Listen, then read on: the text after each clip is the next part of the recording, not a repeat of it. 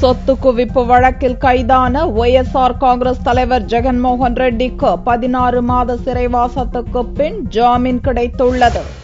YSR Congress கட்சி தலைவர் ஜெகன்மோகன் ரெட்டி வருமானத்துக்கு அதிகமாக சொத்துக்களை குவித்ததாக கடந்த ஆண்டு மே 27ஆம் தேதி சிபிஐ அதிகாரிகளால் கைது செய்யப்பட்டார்.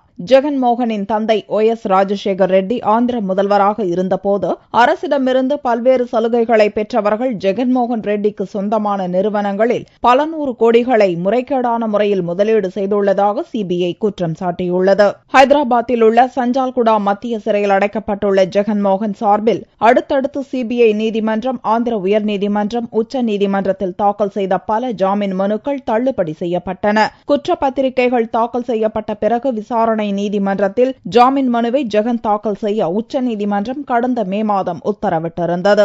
இந்த வழக்கில் மொத்தம் 10 குற்றப்பத்திரிகைகளை சிபிஐ தாக்கல் செய்தது. இம்மாதத்தில் மட்டும் 5 குற்றப்பத்திரிகைகள் தாக்கல் செய்யப்பட்ட நிலையில் ஜாமீன் கோரி ஹைதராபாத்தில் உள்ள சிபிஐ நீதிமன்றத்தில் ஜெகன்மோகன் மனு செய்தார். மனுவை விசாரித்த நீதிபதி ஜெகனுக்கு ஜாமீன் வழங்கி திங்களன்று உத்தரவிட்டார். ஜெகன் சொத்து குவிப்பு வழக்கில் இந்திய கிரிக்கெட் வாரிய தலைவர் என். சீனிவாசன் உள்ளிட்ட பல முக்கிய பிரமுகர்கள் குற்றம் சாட்டப்பட்டுள்ளனர். குற்றப்பத்திரிகைகளில் 2 ஆந்திர அமைச்சர்களும் சேர்க்கப்பட்டதால் அவர்கள் தங்களது பதவியை பறிகொடுத்தனர் என்பது குறிப்பிடத்தக்கது.